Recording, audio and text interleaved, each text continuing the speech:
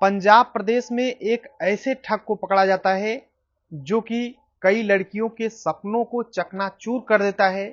कई तो ऐसे थे, ऐसी लड़कियां थी जो कि अच्छा खासा पैसा कमाती थी, लेकिन उनकी नौकरी तबाह हो जाती है। कई ऐसी हैं जो कि डिप्रेशन में जा चुकी हैं और उन्हें निकलने में शायद काफी टाइम लग जाएगा। उस ठग से ठगे जाने वाले लड़कियों की संख्या लगभग 85 है। उसमें से 2-4 ऐसे हैं जो कि पुलिस के सामने बयान दे रहे हैं, कंप्लेन दर्ज कराना चाहते हैं। बाकी जो लड़कियां हैं वो लोक लाज की वजह से अब कंप्लेन नहीं करना चाहती हैं। आज हम इसी ठग के बारे में बात करेंगे। क्या थी पूरी कहानी, लास्ट तक बने रहो और देखते रहो। नमस्कार दोस्तों, मैं विजय शंकर पाल। इस वीडियो को लाइक करना, चैनल सब्सक्राइब करना।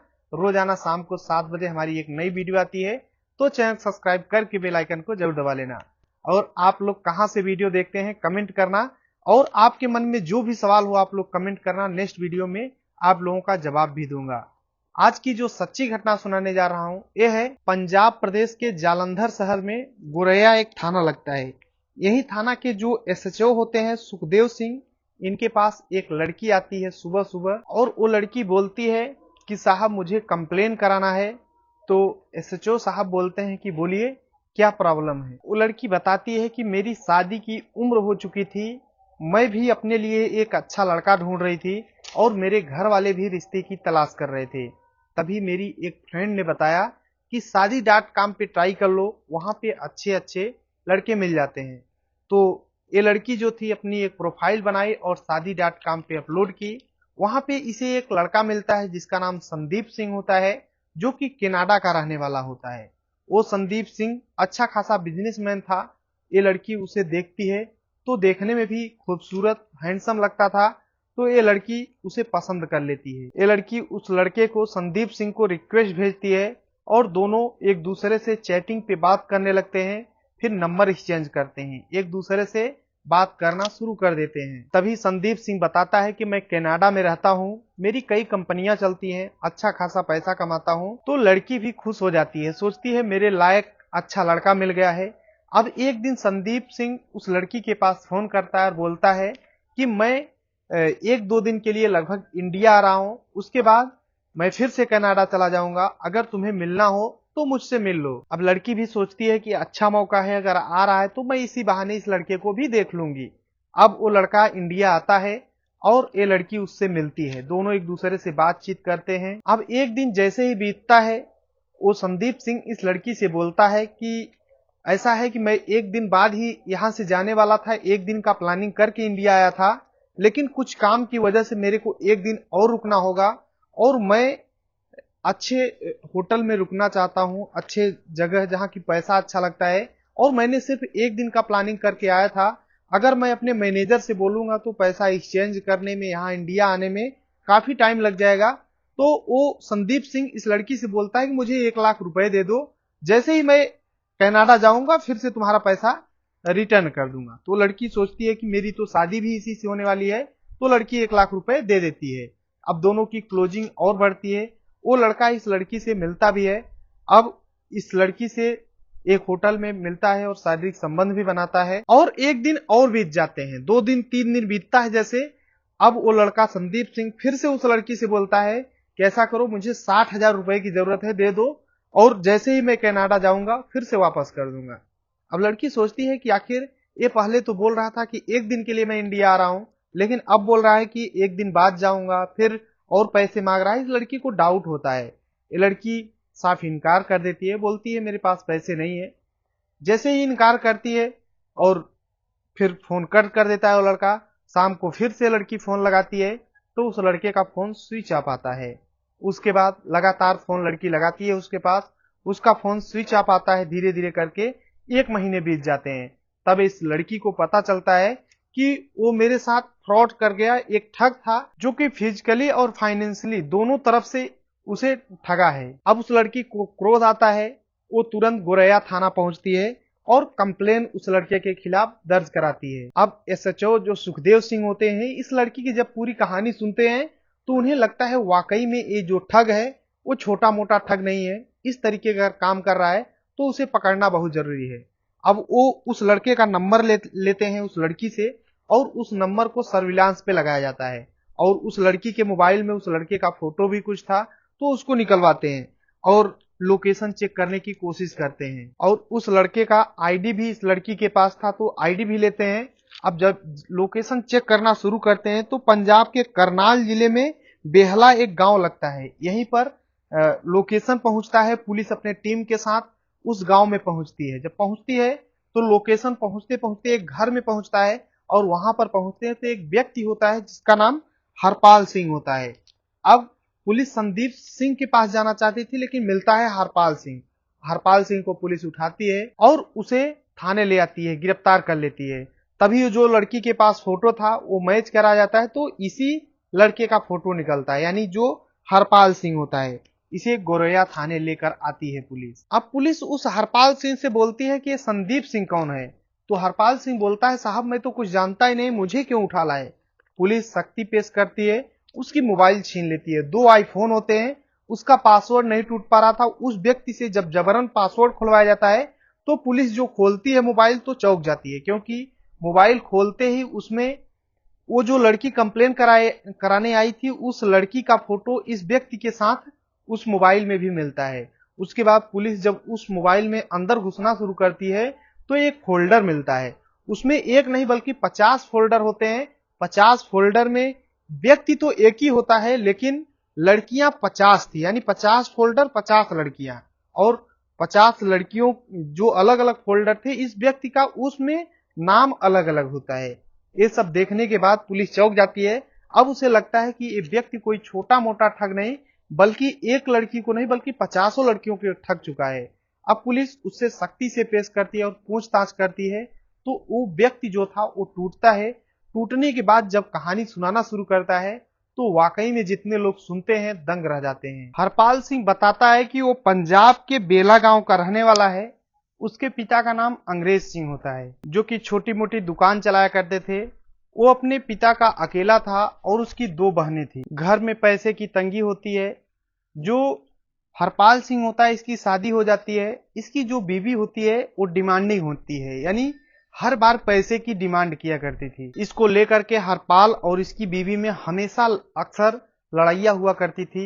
हरपाल अपने बीवी की पिटाई किया करता था। इसको लेकर के दोनों में तनातनी हो जाती है और तलाक के नौबत आ जाते हैं। पूरा मैटर कोर्ट में चलने लगता है। अब हरपाल सिंह के ऊपर जिम्मेदारियां थी 2 बहनों की शादी का, और कोर्ट में जो मैटर चल रहा था इसमें भी पैसा लग रहा था, यानी इसे पैसे की सख्त जरूरत थी। अब ये दूसरी शादी करने के लिए सोचता है कि जैसे ही कोर्ट में मैटर चल रहा है उधर फाइनल होगा तो मैं दूसरी शादी कर लूंगा। इसके लिए ये शादी.com पे अपनी एक प्रोफाइल बनाता है, लेकिन इसे कोई रिक्वेस्ट ही नहीं आ रहा था। तो ये सोचता है कि अपने दोस्तों से बोलता है कि हमें कोई रिक्वेस्ट नहीं आ रहा है शादी.com से, मैं सोच रहा हूं कि दूसरी शादी करूंगा। तो उसके दोस्त बताते हैं कि तुम्हारे पास रिक्वेस्ट क्यों आएगा, न तो तुम करोड़पति हो, न तो बिजनेसमैन हो, न तो तुम कनाडा में रहते हो। ये सुनता है तो इसे लगता है कि मैं बिजनेसमैन नहीं बन सकता तो कनाडा में तो रह सकता हूं। तो ये एक बाकायदे प्रोफाइल बनाता है, उसमें अपना लोकेशन कनाडा डालता है और उसमें डालता है बाकायदे बिजनेसमैन लिखता है, और अपना एक फर्जी आधार कार्ड बनाता है संदीप सिंह के नाम से, और वीजा बनाता है, उसकी तस्वीरें कोविड की शिफ्ट लगाता है बाकायदे। फिर प्रोफाइल एक बढ़िया प्रोफेशनल बनाता है। उसके बाद रिक्वेस्ट भेजना शुरू कर देता है। वो पहला रिक्वेस्ट जो भेजता है एक बैंक मैनेजर लड़की होती है, उस लड़की की शादी नहीं हुई होती, तो उस लड़की के पास रिक्वेस्ट भेजता है। तो लड़की जो बैंक मैनेजर थी वो देखती है कि एक बिजनेसमैन लड़का है, कनाडा का रहने वाला है, तो लड़की इस लड़के को संदीप सिंह के नाम से जो आईडी हरपाल सिंह बनाया था इसको देख करके पसंद कर लेती है। अब इधर ये लड़की बोलती है संदीप सिंह से कि मैं शादी करना चाहती हूँ। तो लड़का बोलता है ठीक है, मैं अपने बिजनेस के सिलसिले में बहुत ज्यादा बिजी हूँ। और फिर जैसे ही थोड़ा टाइम बीतता है बोलता है मैं 3 घंटे के लिए इंडिया आ रहा हूँ, मिलना हो तो मिल लेना। अब वो जो बैंक मैनेजर होती है बोल सोचती है कि वो 3 घंटे के लिए आ रहा है तो मैं इससे मिल लेती हूँ। अब वो लड़का जैसे ही आता है, अभी बैंक मैनेजर उससे मिलती है, थोड़ा टाइम बिताते हैं, उसके बाद ये लड़का रुक जाता है। अब ये जो बैंक मैनेजर साहिबा थी उस लड़के को देख करके पसंद कर लेती हैं, दोनों में प्यार हो जाता है। एक दूसरे से बातचीत करना शुरू कर देते हैं। अब ये लड़का बोलता है कि उस बैंक मैनेजर से बोलता है कि तुम्हारे लिए मैं एक दिन के लिए रुकना चाहता हूँ, रुक रहा हूँ। तो फिर ये जो लड़का था उस बैंक मैनेजर से बोलता है कि देखो, मैं यहाँ पर आया हूँ, मैं जहाँ कनाडा में रहता हूँ, अच्छा खासा बिजनेस है, मैं हमेशा लग्जरी लाइफ जीता हूँ, लेकिन इंडिया में आया हूँ सिर्फ तुम्हारे लिए रुक रहा हूँ। तो यहाँ पे मैं घिसी पिटी जिंदगी जीना मेरे को अच्छा नहीं लगता। तो ऐसा करो कि तुम मुझे एक कार दे दो, तो मैं उससे घूमूंगा यहाँ पर। तो लड़की बोलती है ठीक है। तो फिर लड़का बोलता है नहीं, अगर कार दोगे तो लोग क्या कहेंगे, लोग बोलेंगे कि एक गर्लफ्रेंड अपने बॉयफ्रेंड को दे रही है।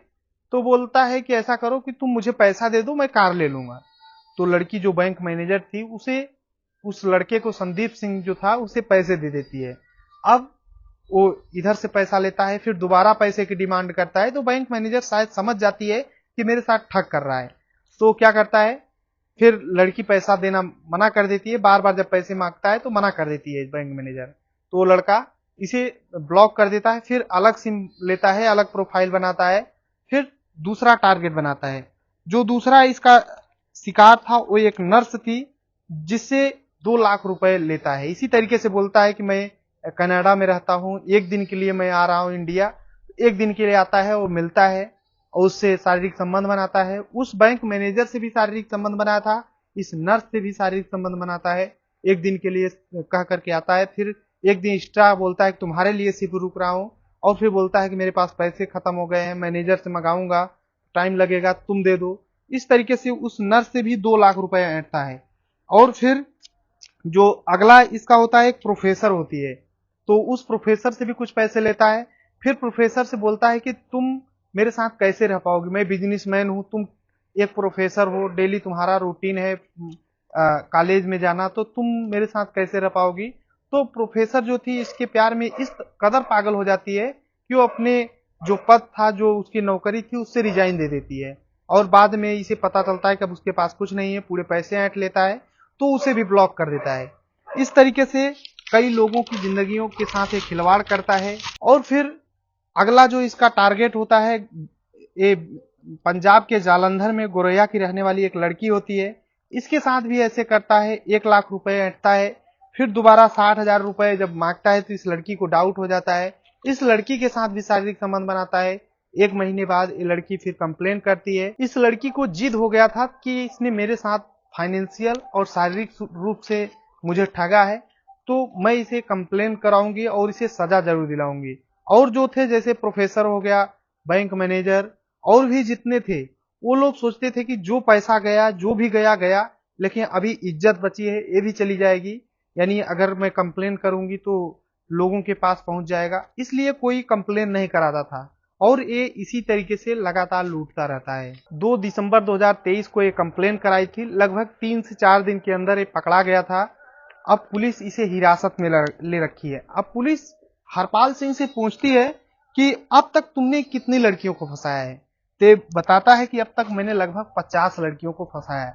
अब आप ये सोचिए कि अगर एक लड़की से 1 लाख भी लिया होगा तो अब तक 50 लाख रुपए, लेकिन ये बताया था कि 60 से 70 लाख रुपए मैंने अब तक ठग किया है। अब इसमें ऐसे 2-4 लड़कियां थी, औरों से मिलने की प्रयास कर रही थी पुलिस की सभी कंप्लेन करें ताकि गंभीर इसके धारा बन सके। तो लगभग 3-4 लड़कियां कंप्लेन मतलब कबूलने के लिए कि मेरे साथ हुआ है। बाकी और लोग पुलिस से बोल रही थी कि मेरे साथ जो हुआ मैं कंप्लेन नहीं करना चाहता हूँ, क्योंकि मेरी बेइज्जती होगी। अच्छे खासे पद पे हैं, जो बैंक मैनेजर हैं, वो भी सोचती है कि मेरे साथ जो हुआ हुआ, लेकिन अब अगर करूंगी तो मैं एक बैंक मैनेजर हूं, मैं लोगों को अवेयर करती हूँ, मैं खुद ठग में फंस गई, कैसे बताऊंगी।